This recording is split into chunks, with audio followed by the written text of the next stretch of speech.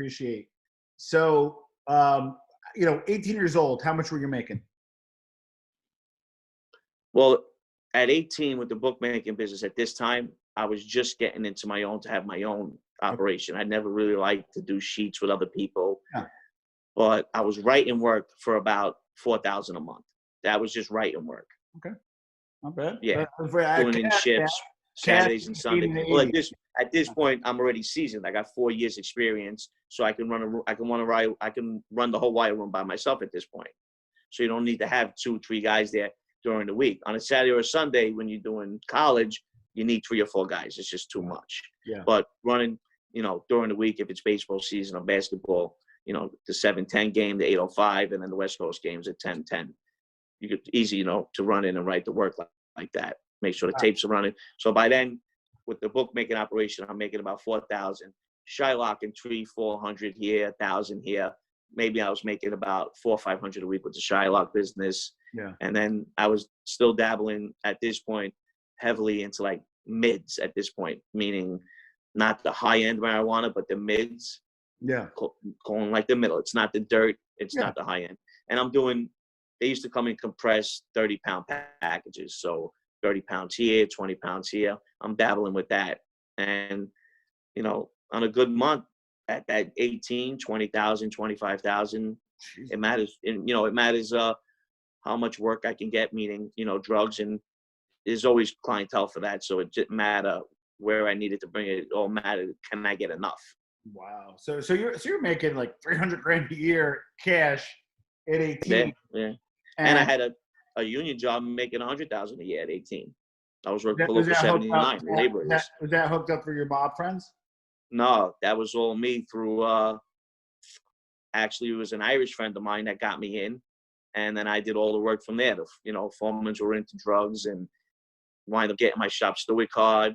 And I'd show up once a week, give the foreman an 8-ball Coke to pick up a paycheck. You know what I mean? Which when I got pinched in 2002 for bookmaking, they threw me out of the union. Got it. Yeah, they made me turn my book in. So I want to, because let's be honest, right? We'll get to like the now. Things are a little bit watered down, right?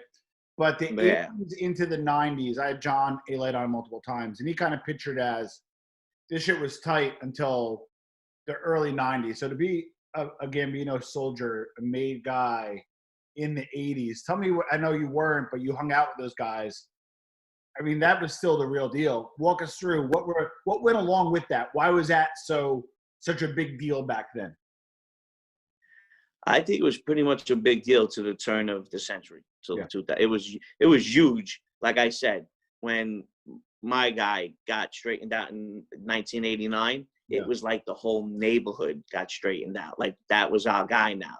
Yeah. For years we're battling the kids from Howard Beach where everybody straightened out. Their fathers, their uncles, and we're Little Ozone Park in the East New York area, and we don't have that. So one guy gets it, and it's like, we're good. That's our rabbi.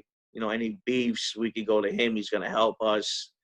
That's, and you're thinking like this at 13 years old. That's a little insane. Kids aren't even leaving their houses at 13 in today's day and age. But this was the mentality on the streets then.